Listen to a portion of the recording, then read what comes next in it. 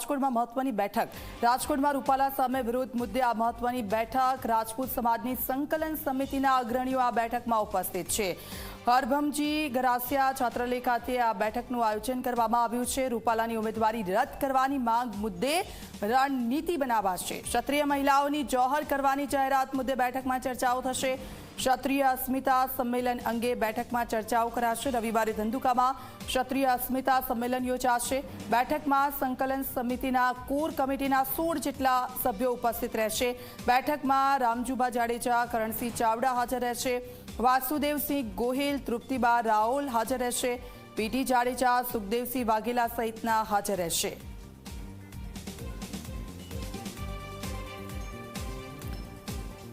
સીધા જ જઈશું ગૌરવ અમારી સાથે રાજકોટથી લાઈવ જોડાઈ ગયા છે। ગૌરવ, વિવાદ છે તેનો અંત નથી આવતો, પણ સામે સામે શું પગલાં ભરવા તેને લઈને નવી નવી રણનીતિઓ ઘડવામાં આવી રહી છે। રાજકોટમાં આ બેઠક કોણ કોણ હાજર અને શું ચર્ચાઓ?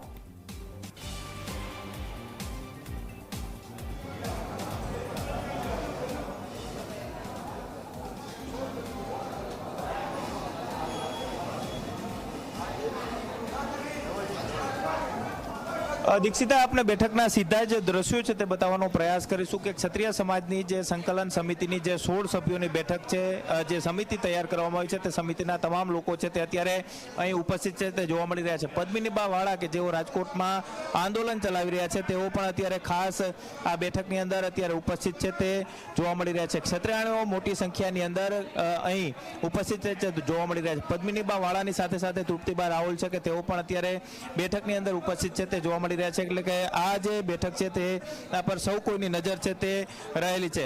ખાસ જે ક્ષત્રિય સમાજની જે બેઠક છે કે તેની અંદર તમામ જે ક્ષત્રિય અગ્રણીઓ છે કે તેઓ અત્યારે ઉપસ્થિત છે તે જોવા મળી રહ્યા છે। આપ લાઈવ દ્રશ્યો અહીંથી જોઈ શકો છો કે ક્ષત્રિય સમાજની આ જે બેઠક છે તેની અંદર તમામ જે આગેવાનો છે તે ઉપસ્થિત છે તે અત્યારે જોવા મળી રહ્યા છે। ગુજરાતની વિવિધ ક્ષત્રિય સમાજની જે સંસ્થાઓ છે કે સંસ્થાઓના તમામ જે પ્રતિનિધિઓ છે તે ઉપસ્થિત જોવા મળી રહ્યા છે। રાજકોટની હરભમજી ગરાસિયા છાત્રાલયના દ્રશ્યો છે કે ત્યાં સીધી રીતે જ રણનીતિ છે તે રણનીતિ આ બેઠકની અંદર ઘડવામાં આવી રહી છે।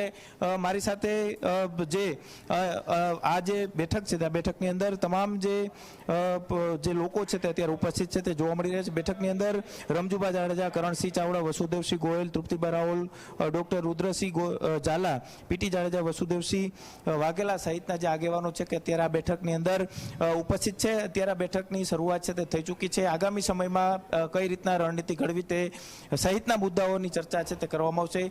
ગરાસિયા બોર્ડિંગ ખાતે મોટી સંખ્યામાં ક્ષત્રિય સમાજના જે આગેવાનો છે તે ત્યારે ઉપસ્થિત છે અને ખાસ કરીને જો પરસોત્તમ રૂપાલાની ટિકિટ રદ નથી કરવામાં આવતી અને જો પરસોત્તમ રૂપાલા ટિકિટ સાથે તેઓ જો ચૂંટણી લડશે તો ક્ષત્રિય સમાજના જે બહેનો છે તે તેમને જે જાહેરાત કરી છે કે તેઓ પણ પોતાની ઉમેદવારી છે તે નોંધાવશે। એટલે કે ક્યાંક આ બેઠકની અંદર તે અંગે પણ ચર્ચા છે તે કરવામાં આવશે। આ તરફના પાછળના દ્રશ્યો છે તે આપણે બતાવવાનો પ્રયાસ કરીશું કે જે રીતના બેઠક છે તે શરૂ છે તે થઈ ચૂકી છે અને તે બેઠકની અંદર અલગ અલગ જે મુદ્દાઓ છે કે તેની લઈને પણ ચર્ચા છે તે કરવામાં આવશે। મીડિયાને અત્યારે બેઠકથી દૂર છે તે કરવામાં આવ્યું છે, પરંતુ જે રીતના આ બેઠકની અંદર અલગ અલગ મુદ્દાઓની જે ચર્ચાઓ છે તે કરવામાં આવી રહી છે, ખાસ કરીને જે ક્ષત્રિય સમાજની જે માંગ છે તે માંગને લઈને જે તમામ લોકો છે તે અત્યારે ઉપસ્થિત છે તે જોવા મળી રહ્યા છે। ક્ષત્રિય સમાજના જે લોકો છે આ બેઠકની અંદર મોટી સંખ્યામાં ઉપસ્થિત છે તે જોવા મળી રહ્યા છે અને આગામી સમયની અંદર કઈ રીતના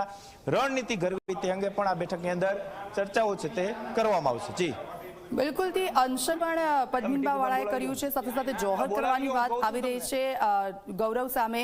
શું લાગી રહ્યું છે એનાથી આ જે વસ્તુ છે તેનો અંત આવશે ખરો? કારણ કે ભારતીય જનતા પાર્ટીએ પોતાનું સ્ટેન્ડ ક્લિયર કરી દીધું છે અને હવે તેઓ કોઈ નિવેદન પણ નથી આપી રહ્યા, એટલે એ પણ કંઈક વેટ એન્ડ વોચની સ્થિતિમાં છે।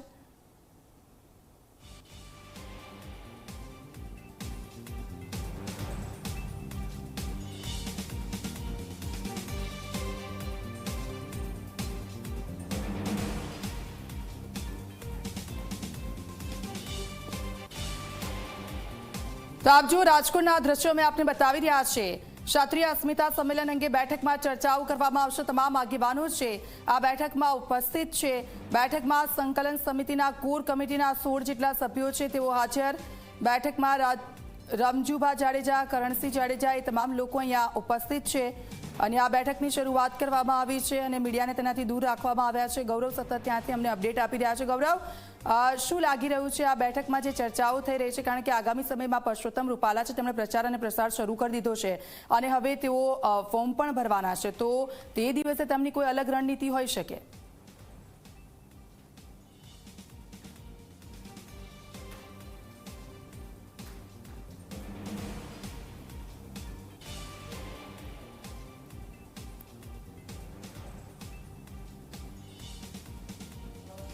દીક્ષિતા, પરસોત્તમ રૂપાલા જે કેન્દ્રીય મંત્રી છે ને રાજકોટ લોકસભા બેઠકના તેઓ ઉમેદવાર છે અને તેમને રાજકોટ શહેરની અંદર ગઈકાલે સવારથી જ આશાપુરા માતાજીના દર્શન કરી અને પોતાના પ્રચારની શરૂઆત છે તે કરી હતી. સતત તેઓ આજે પ્રચાર પણ કરી રહ્યા છે. આજે ભારતીય જનતા પાર્ટીનો સ્થાપના દિવસ છે અને સ્થાપના દિવસે જ તેઓએ પ્રચારની શરૂઆત વહેલી સવારથી ભારતીય જનતા પાર્ટીનો ધ્વજ લહેરાવી અને તેમને કરી હતી. પરંતુ ક્ષત્રિય સમાજની અંદર જે રીતના રોષ છે તે જોવા મળી રહ્યો છે. આપ દ્રશ્યોની અંદર જુઓ કે ગરાસિયા બોર્ડિંગ ખાતે આ બેઠક છે તે મળી રહી છે અને બેઠકની અંદર મીડિયાને નો એન્ટ્રી છે તે કરવામાં આવી છે. એટલે કે આગામી રણનીતિ છે તે ક્યાંક ઉગ્ર સ્વરૂપ ધારણ કરે તેવી પણ પૂરી શક્યતાઓ છે તે જોવા મળી રહી છે. કારણ કે આજે ખંભાળિયાના અંદર ભારતીય જનતા પાર્ટીના પ્રદેશ અધ્યક્ષ સી.આર. પાટીલ જ્યારે પહોંચ્યા હતા અને ત્યારે સી.આર. પાટીલ દ્વારા જે સંબોધન કરવામાં આવી રહ્યું હતું એ દરમિયાન ક્ષત્રિય સમાજના કેટલાક યુવાનો છે કે તેઓ ઉશ્કેરણી કરી હતી અને ત્યાર પછી જે ખુરશીઓ તોડવામાં આવી. એટલે કે હવે આ આંદોલન છે તે ક્યાંક ઉગ્ર સ્વરૂપ ધારણ કરતું હોય તે પ્રકારની પરિસ્થિતિ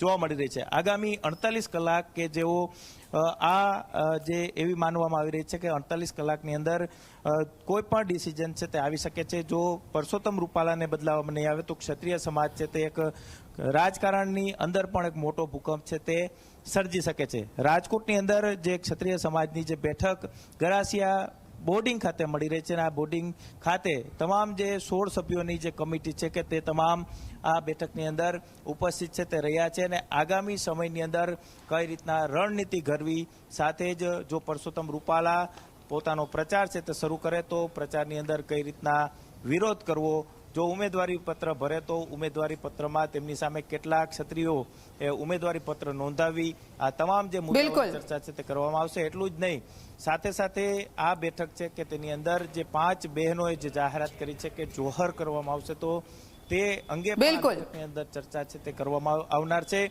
તમામ જે આગેવાનો છે તે અત્યારે પહોંચી ચૂક્યા છે અને બેઠકની શરૂઆત તે થઈ ચૂકી છે. જી.